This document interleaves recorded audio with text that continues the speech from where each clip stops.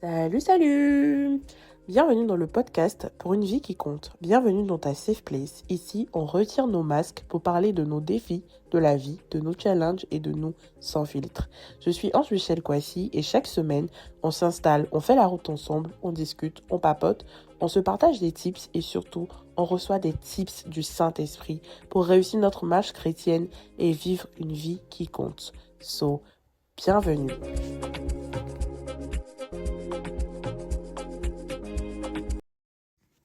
Salut, salut! J'espère que tu vas bien, j'espère que ta semaine commence bien. Moi, ça va de mon côté. Aujourd'hui, je veux qu'on parle d'un sujet, je dirais, important. Alors, on va parler je dirais, d'un sujet principal, mais avec la même trame, hein. Donc, le sujet, c'est le passage à l'action. Et on va parler de la peur, du doute, de l'estime de soi. En 2026, le 1er janvier ou le 31 décembre, je sais pas, peu importe, tu as fait sortir ton cahier, tu as dit cette année, c'est l'année de mon année 2026, ça voilà ce que je vais faire. Tac, tac, tac, tac. Tu as sorti le bloc-notes, tu as dit que tu allais vivre une vie heureuse et épanouie. Tu as écrit les objectifs. Dieu t'a mis à cœur des choses. Tu as écrit, tu as écrit, tu as écrit. Tu as prié. Les résolutions sont marquées. Mais depuis là, on est là, tu n'y fais rien. Et de ça, on va parler aujourd'hui.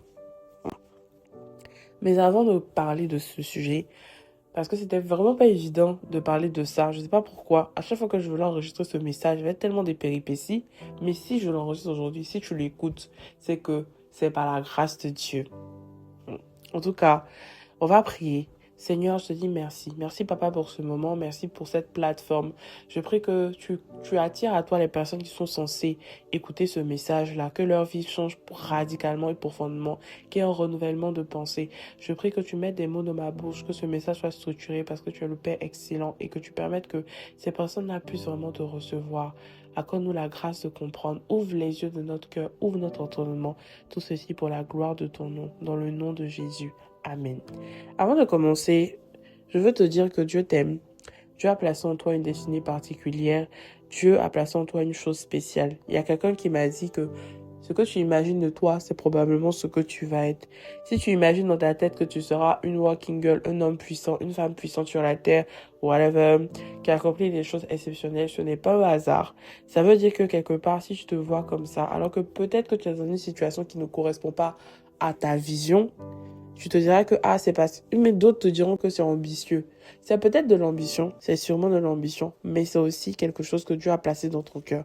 Donc à toi d'examiner cela avec la parole de Dieu et de questionner Dieu, de lui demander.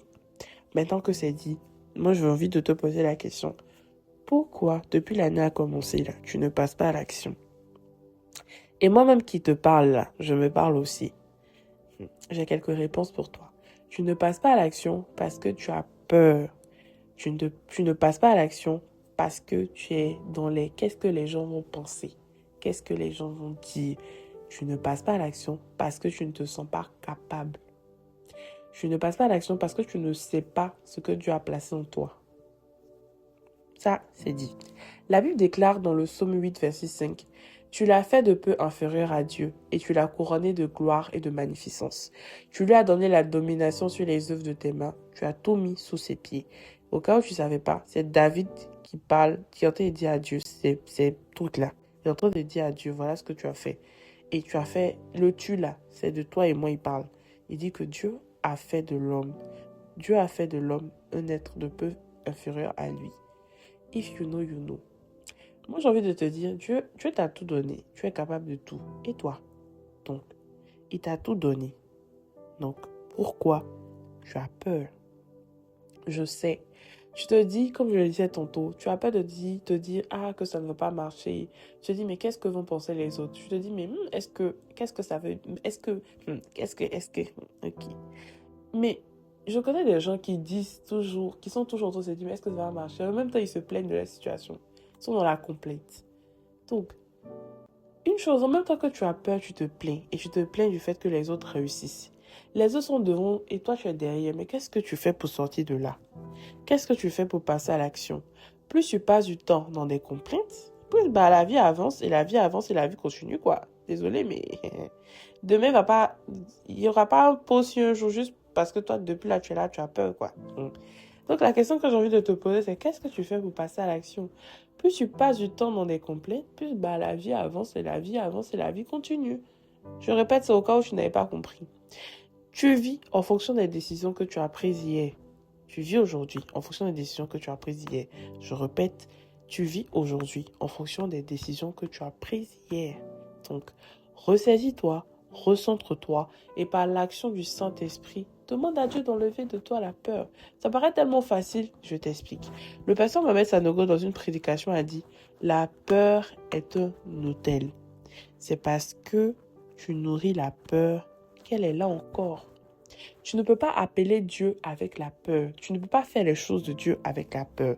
Certains diront que la peur est un sentiment humain, donc c'est normal d'avoir peur. Oui, mais en plus de la nature humaine, nous sommes des êtres spirituels. Et pour celles et ceux qui sont baptisés, je dirais morts et ressuscités en Christ. Donc, où tu es là, tu es mort ou tu es morte et ressuscité en Christ. Donc, de quoi as-tu peur?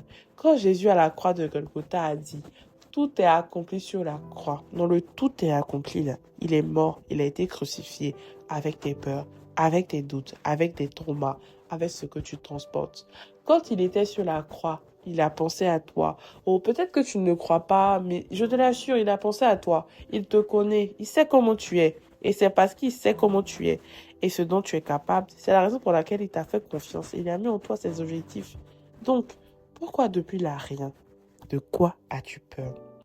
Et je dirais que pour vaincre la peur, va devant Dieu. Je vais lire encore la vie du pasteur Mohamed qui nous a dit que quand tu arrives devant Dieu, quand tu pries, sois toi-même. Il n'y a pas de protocole avec Dieu. Dieu, c'est ton Père. Sois nu devant Dieu. La Bible déclare dans 1 Jean verset 12, « Mais à tous ceux qui l'ont reçu, à ceux qui croient en son nom, elle a donné le pouvoir de devenir enfants de Dieu. » Donc, va devant ton père, dis-lui, « Papa, je ne sais pas pourquoi je suis comme ça. Tu m'as dit des choses, mais depuis là, je ne sais pas, j'ai peur. J'ai peur de faire ci, j'ai peur de faire ça. » Attention, je ne dis pas de confesser ta peur, je dis de rentrer dans le lieu secret pour parler de ta peur à Dieu. Et je crois qu'assurément, par la puissance du Saint-Esprit, Dieu t'aidera et t'expliquera ce que tu dois faire. Il te dira aussi l'origine de ta peur, le mensonge du diable. Au cas où tu avais oublié, le diable, c'est un menteur. Donc, il va te dire le mensonge du diable auquel tu as cru. Même si c'est la procrastination, il va te dire, ma fille, mon fils, tu procrastines. First of all. Deuxième point, pourquoi tu doutes de toi? Ça, c'est un point aussi. Pourquoi tu doutes de toi? Dieu a pris son temps. C'est-à-dire que Dieu a tellement investi des choses extraordinaires en toi. Il a pris son temps pour te créer. Il a pris son temps pour te donner de l'intelligence. Une intelligence vraiment extraordinaire. Écoute, souvent je suis tellement ébahie, je ne sais pas si c'est le terme utilisé, ou je ne sais pas quel terme je peux utiliser, parce que je suis tellement étonnée ou surprise ou choquée parce que Dieu fait dans la vie de quelqu'un par l'intelligence que Dieu a donnée aux gens. Regarde dans la Bible. Dieu a fini de créer tout sur la terre. Il a créé l'homme en dernier. À ton avis, pourquoi? Je ne répondrai pas à cette question, mais va checker dans le livre de Genèse et ensuite, on discutera. Il a dit, soyez féconds, remplissez la terre, soumettez-la et dominez. Dominer. Je suis allée chercher dans le dictionnaire la définition du verbe dominer, au cas où on ne sait jamais. C'est marqué, exercer un pouvoir, surpasser, être le meilleur dans une compétition, être plus élevé géographiquement, être le point central, l'axe d'une œuvre, d'une théorie, prédominer dans quelque chose. Donc, toi-même, tu vois, tu regardes. Donc, tu as tout ça. Dieu t'a donné tout. Pourquoi tu doutes? Pourquoi tu te limites? C'est la question. Il y a tellement de choses que tu peux faire. Je répète, la peur n'est pas un argument parce que nous sommes les enfants du roi. Le roi, il a envoyé son fils Jésus qui a pris tous nos péchés, toutes nos peurs, nos doutes. Il les a crucifiés à la croix avec lui. La Bible dit dans Ésaïe 53, verset 3, le châtiment qui... Ésaïe 53, verset 5, pardon. Le châtiment qui nous donne la paix est tombé sur lui. Dieu a tout pris pour que tu sois bien. Tout est là. Il a dressé un gros tapis rouge. Il suffit juste que tu fasses ton défilé. Et c'est plié. Je pense que je suis en train de beaucoup m'étaler, mais pour revenir à ce qu'on disait, vas-y, lance-toi, n'aie pas peur. Au moins, même si tu échoues, au moins tu as essayé. Faut pas avoir peur de l'échec. Si tu as peur de l'échec, tu ne réussiras jamais ta vie. C'est difficile, mais c'est la vérité. Parce que la vie est faite de réussites, d'accomplissements, mais aussi d'échecs. C'est quand tu seras face à l'échec que tu remarqueras les failles de ce que tu fais et tu verras ce que tu dois faire pour améliorer, tu réussiras. Dieu même te conduira, l'action du Saint-Esprit te conduira. Passe à l'action. C'est-à-dire, décide aujourd'hui de passer à l'action. Décide de passer à l'action. C'est tout. Fais quelque chose. Toi, fais un truc pour avancer. Kaesbo m'a dit, Dieu pile pas foutu. Il donne l'eau, il donne banane, il donne manioc. Il pile pas photo. Dieu t'a déjà tout donné. Il y a même quelqu'un qui disait, Dieu n'appelle pas les qualifiés, il qualifie ceux qui l'appellent. Bon. Nicolas Boileau, tout ça là, ce sont des arguments pour te montrer en fait que Dieu t'a déjà tout donné. Tout est dans ta main. Faut faire quelque chose, fais juste le pas. Et tout va s'aligner. Nicolas Boileau a dit, ce que l'on conçoit bien s'énonce clairement et les mots pour le dire arrivent aisément.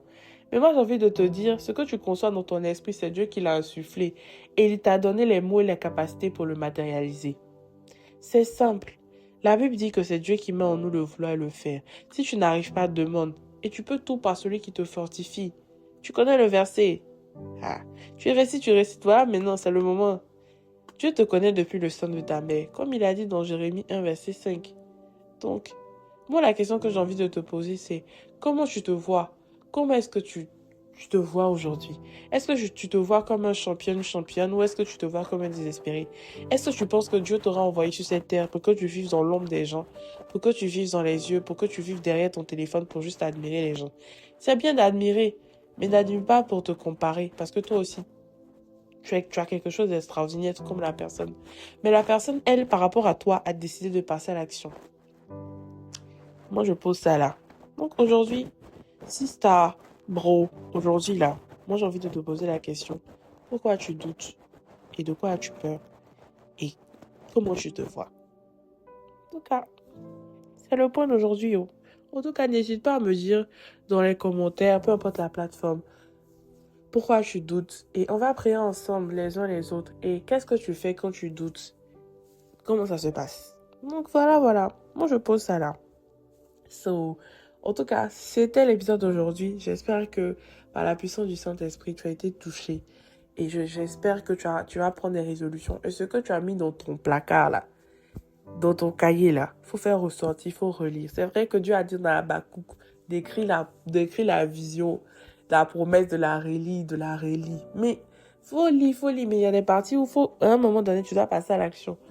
Bon, en tout cas, j'aime trop le temple de la foi. C'est écrit dans l'église, foi plus action égale à résultat. If you know, you know. Moi, je termine sur ça. En tout cas, on se retrouve la semaine prochaine. On va discuter et n'hésite pas à me dire ce que tu en penses, ce que tu as retenu et de quel autre sujet tu veux parler. Bisous. En tout cas, bonne semaine à toi. Dieu te garde. Et puis bon, on se prend sur la 2. Bisous.